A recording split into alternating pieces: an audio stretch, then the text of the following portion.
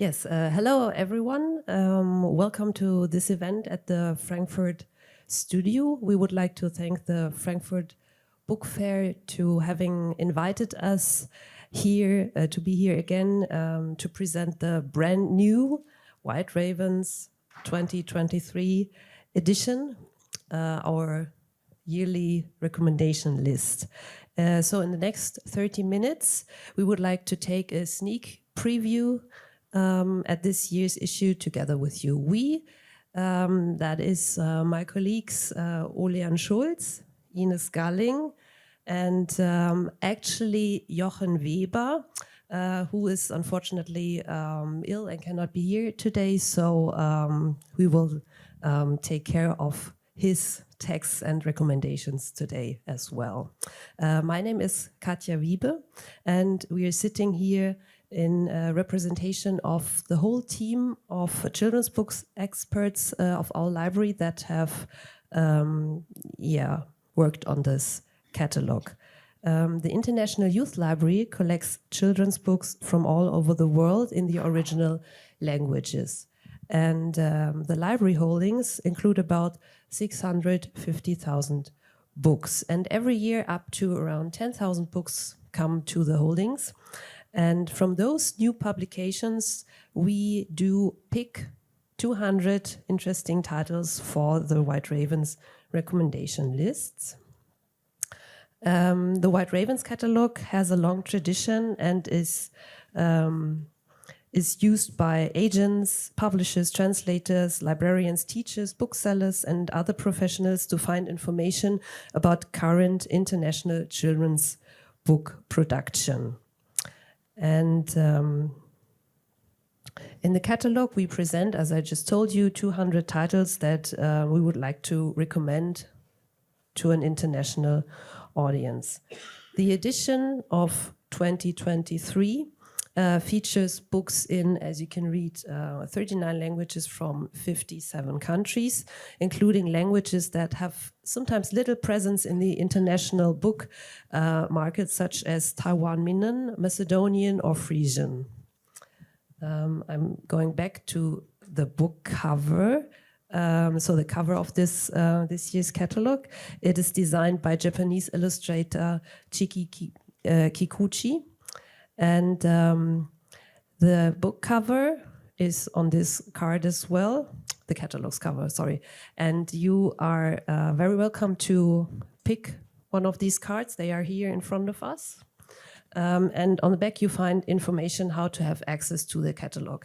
This year it is available as a PDF for free download on our website, and so you can go there using a QR code.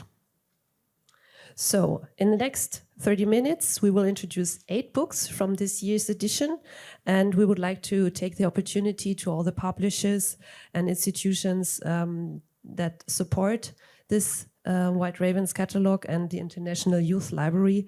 Our work is only possible thanks to the generous donations. Thank you so much. And so will we be starting, and I'm handing over to my colleague Ines Galling, who will present the first book. Yeah, hello. Yes, I'd like to present a book written and drawn by Emma Atboge from Sweden. And Emma Atboge was part of the White Ravens several times, and she also drew the cover of the White Ravens 2020. And Emma, and she has a twin sister, her name is Liesen, and they are very popular in their home country, and nowadays also abroad. So Emma, she was awarded with Deutscher Jugendliteraturpreis last year for her book Gruppen, Unsere Grube. And this book was also a White Raven once. The book I'd like to show you today is called Såret, The Wound, and it was published by Rabin og Sjögren in 22. Såret is about a little boy, and the boy is also the narrator of the story. And the boy, he falls down the ping pong table in the schoolyard during school break, and his knee begins to bleed. And of course, everyone else quickly gathers around to look and, of course, to offer comfort. And I like to read a quote from the text so you can hear the special sound of the rhythmic repetition. And I read it in Swedish first and then in English.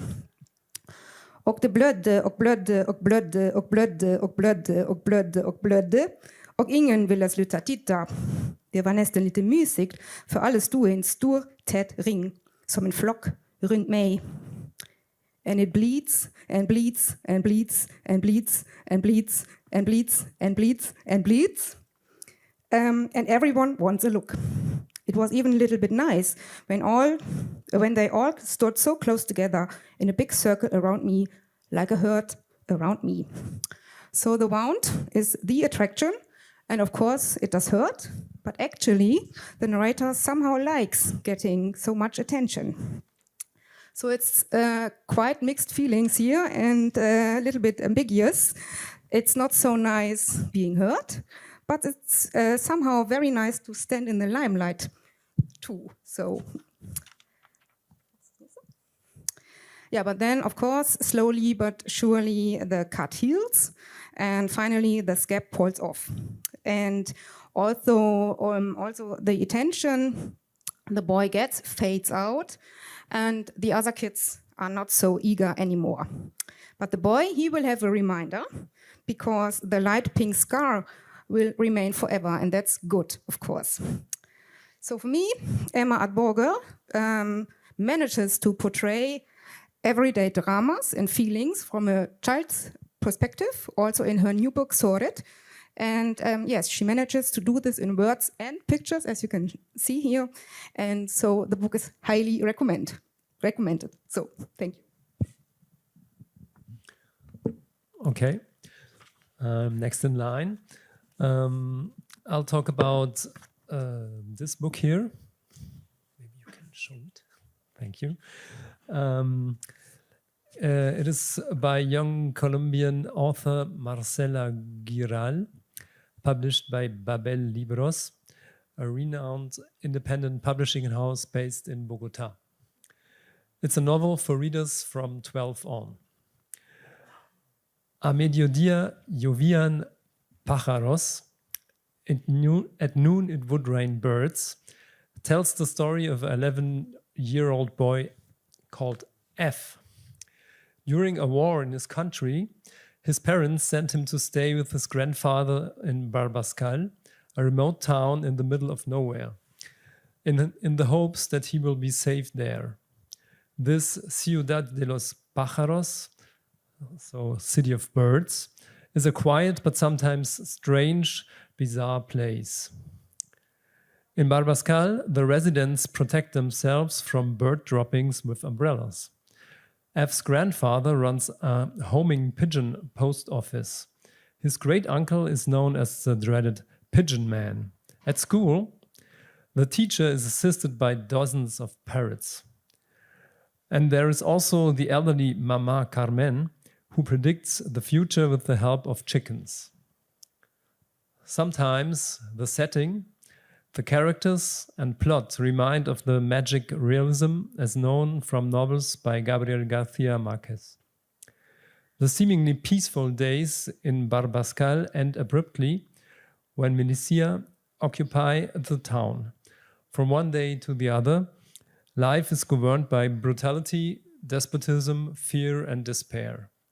People disappear, children are forced into militia, and traumatic memories of long-past war resurface before this nightmare finally ends. This novel stands out for excellent character depictions. It has an unusual narrative style and figurative and highly symbolic language. It is sometimes quite disturbing, but by weaving the real and the fantastic seamlessly together, the author mitigates the impact of the violent events without embellishing anything.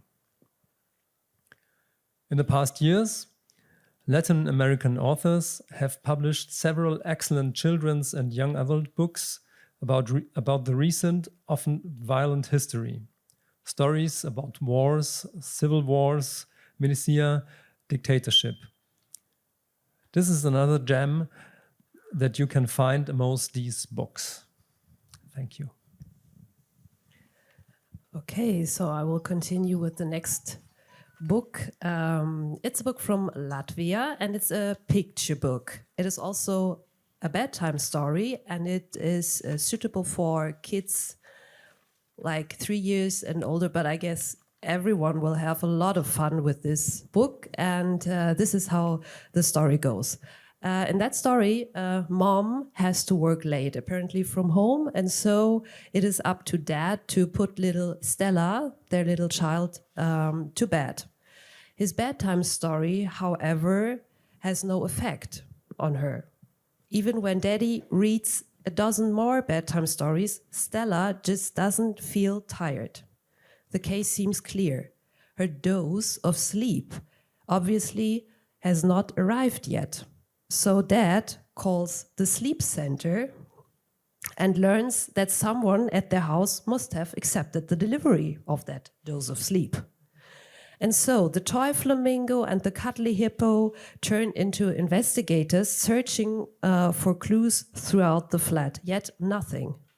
Only when they look into the study place of the house do Stella, Dad, and the toy animals realize to whom the mail carrier has delivered his goods. Mom has fallen asleep at her desk. So it's a very funny picture book created by Latvian illustrator and film animator Anita Melitze. And after her big success, The Kiosk, The Stolen Sleep is another example of her great ability to tell very funny, heartwarming, and true-to-life stories based on little, mundane, everyday details. And here, once again, she presents the story in her typical style of brightly colored felt tip pen illustrations. And she does portray with these illustrations a very fresh family, I think. This book is published by the Latvian publishing house Lielson Mas, and The Stolen Sleep has already gained international attention. It was selected for the Braw Amazing Bookshelf this year. It was among the 100 outstanding picture books picked by Deep Pictus. It was part of the Bologna Children's Book Fair Illustrators exhibition, and now it is White Raven, and a highly recommended title. Okay, so next book is coming. Okay. So this is a book from the US. Zaba Tahir is an American young adult novelist best known for her fantasy series Amber in the Ashes. All My Rage, however, is a realistic novel. This heartbreaking young adult book about two Pakistani American teens is told from alternating points of view. Devastated Salahuddin is doing everything possible to save his family's motel. His loving mother, Misbah, died unexpectedly. His grieving father is a dysfunctional alcoholic. Sal's classmate, Noor, arrived in the US at age 6 following an earthquake that killed her whole family. She's almost suffocated by the manipulative and violent upbringing of her uncle and guardian. Sal and Noor had always been best friends until a huge fight some months previously caused a deep rift. A critical time when they need each other most to face prejudice, grief, physical abuse, trauma, and the resulting rage, the relationship needs to be renegotiated carefully. Flashbacks from the mother's point of view add to the backstory of Sal's parents in Pakistan and their emigration in the USA. Renowned author Zaba Tahir offers nuanced and profound family saga that tackles many interrelated topics. It is a tale about home, tradition, secrets, truth, and choices that urges the reader to think about life's big issues. The reading age is from 14 on, and the book has won the National Book Award in the US.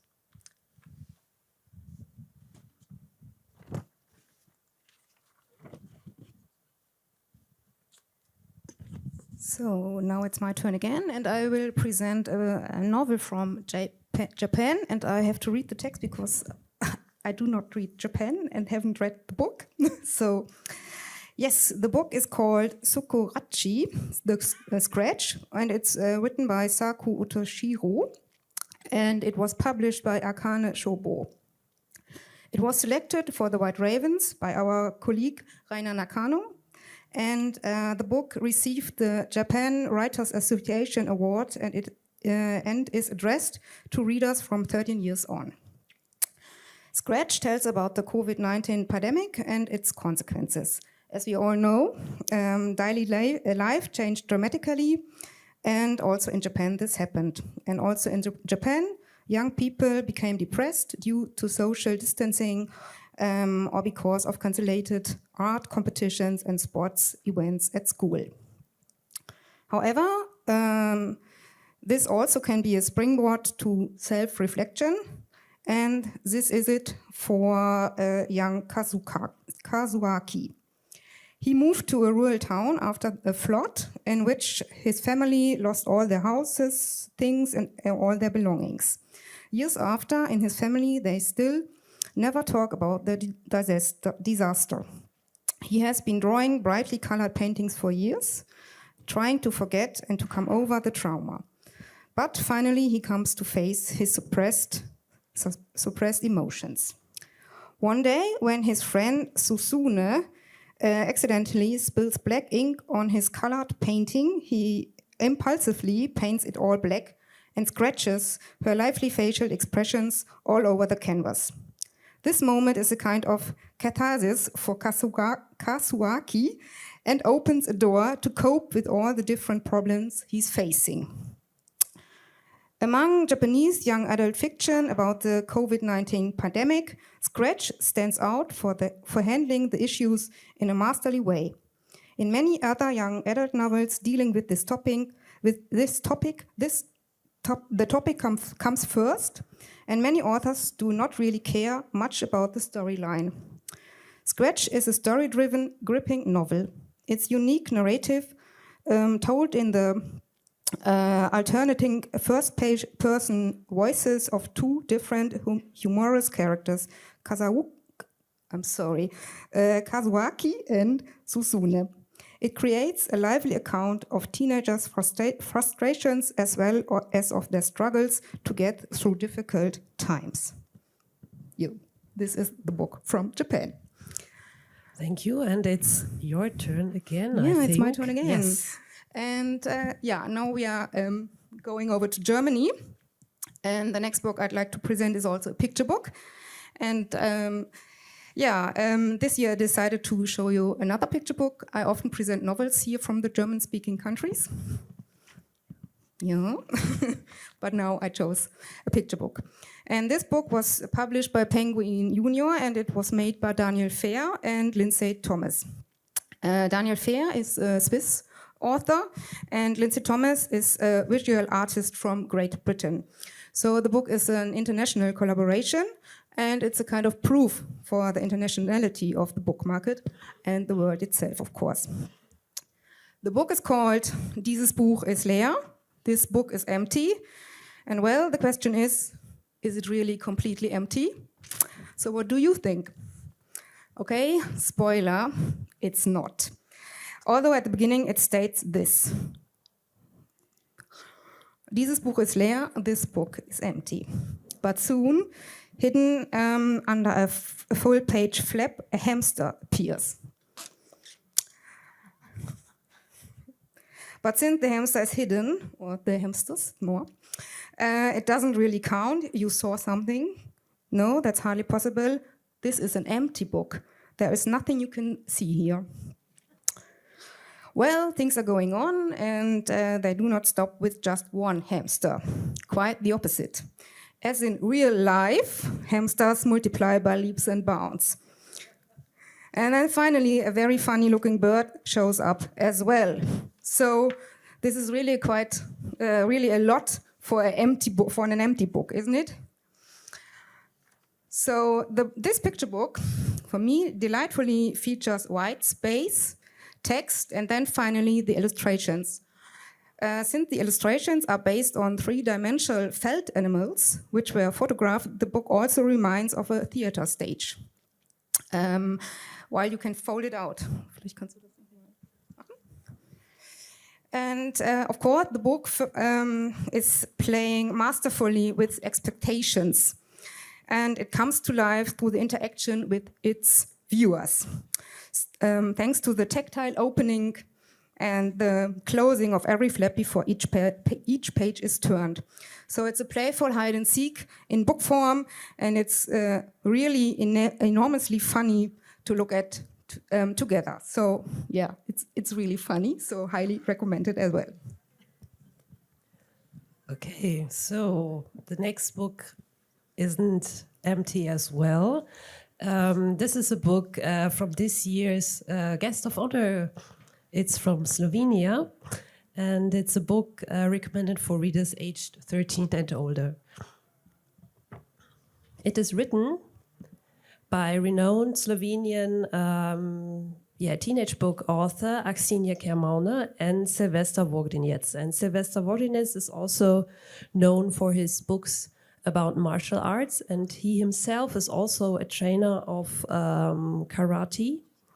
And as you can imagine, in this book, which is called The Lyre of Orpheus, karate plays an important role, but not only karate, because this book has so much to offer, and it offers so much without offering too much, which is really rarely the case, I think. First and foremost, you have the young, clever, modern, self-reflecting protagonist, Efi. She has grown up in a well-to-do family with parents that are often away and that are not really there for her. Efi is quite intelligent, but she cleverly disguises this fact in order to belong to the in-group of girls at her school. Yet she's not really a conformist. In secret, Efi goes to karate class while her parents think that she's taking classes in ballet. And from karate, she gains much more than just physical strength. With time, she's able to stand up for disadvantaged students and those being bullied by the girls in her clique, thus developing personal strength of character. And Efi learns throughout the novel that things are very, very often not as they seem to be. First, there's Tian. He's the new mysterious, interesting boy at school, and he obviously has something to hide, which makes him even more attractive to everybody and also for Efi. Then second, there is the supposedly handsome guy Mitya, a student who is attracted to Efi, but readers already know that he's something hiding as well. Third, Efi's family. Throughout the novel, you as a reader suspect that Efi's father might not be her father, but that her uncle is her real father. It will turn out in the end when all these secrets intertwine in a real showdown. And this showdown is displayed on the background of the myth Orpheus and Eurydice, like the title is. And Efi is just the namesake of Eurydice, as readers learn in the end. This novel has a wonderful narrative pace, and it offers subtle clues to its readers and gives them a little edge on the novel's figures, so that the following unfolding events is very enthralling. So as a reader, you are always a step in front of the protagonist and the other figures in the book, which makes it highly interesting and a turn page read, actually.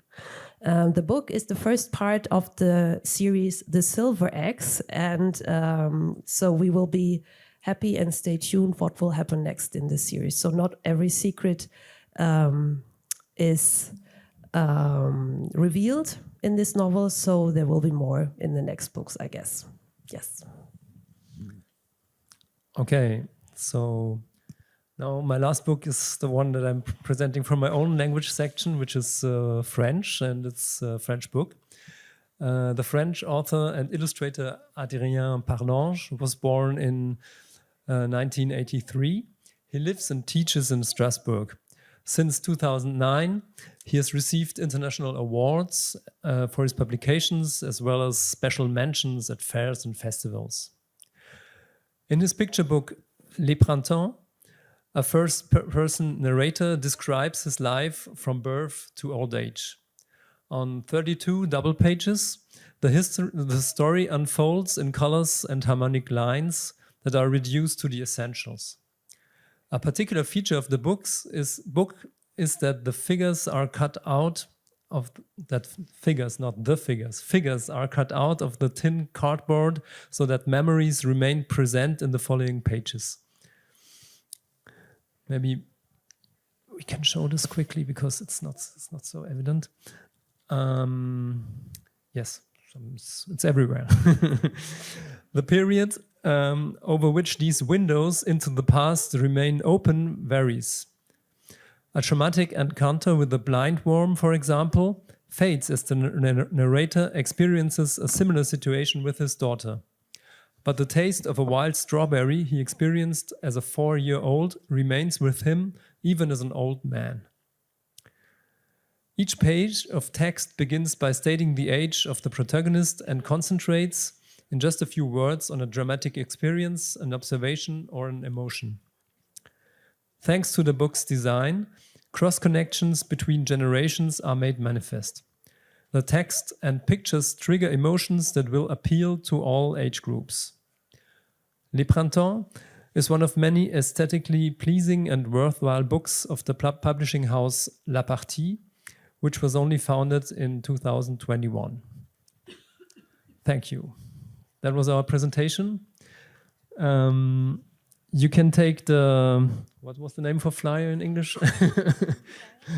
You can take the flyer and scan it, scan the QR codes, then you get directly to the download of the catalog.